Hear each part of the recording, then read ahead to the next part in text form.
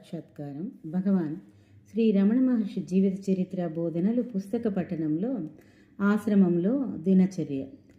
ఇలా స్వామి వివేకానంద జీవిత చరిత్ర గురించి కూడా గ్రంథ రచయితకు ఒక సందేహం కలిగించిన మహర్షి వంటి వారి కరస్పర్శ, ఒక్క చూపు, సిద్ధి, జ్ఞానం పొందడం సాధ్యమా, ఇది వాంఛనీయమా అంటూ వారు ఒక ప్రశ్న వేశారు.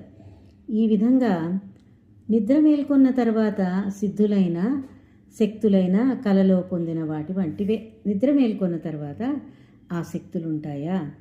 ఈ విధంగా వారు అందరినీ అసలైన కేంద్రానికి తీసుకుపోతుంటారు. నిజతత్వాన్ని తెలుసుకోవడమే చిదానందం కలిగిస్తుందని, దానినే సాధించాలని, మూల ప్రశ్నకు ఏమాత్రం సంబంధం ఉన్నా ఇతర సమస్యలకు కూడా సమాధానం చెప్తారు. శ్రీ ఎన్ అనే వకీలు మధురకు చెందినవారు.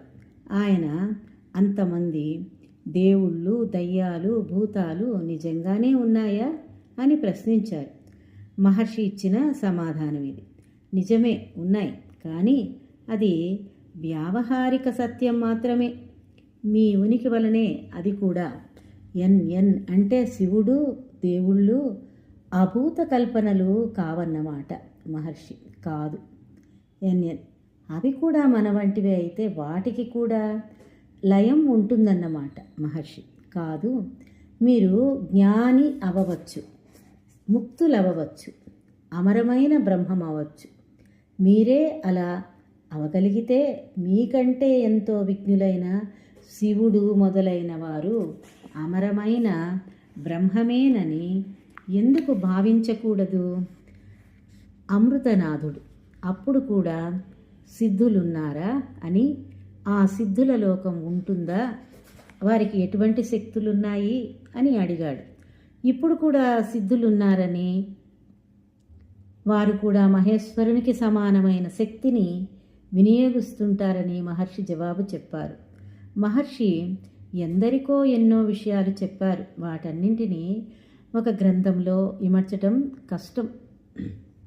పైగా వారి ప్రవచనాలు కొన్నింటిని గ్రంథస్థం చేయటం జరిగింది. అందువల్ల ఇంతటితో ఈ వివరాలను ఆపివేయవచ్చు. వారు వారి శిష్యగణము ఆశ్రమములో అనుదినము ఏమి చేస్తుంటారో చూద్దాం. ఇక్కడ మహర్షి దేవుళ్ళు, దయ్యాలు, భూతాలు, సిద్ధులు, అనుభూతులు, ఇలాంటి జ్ఞానము, ఇలాంటి వాటి ప్రశ్నలకంతా కూడా భక్తులు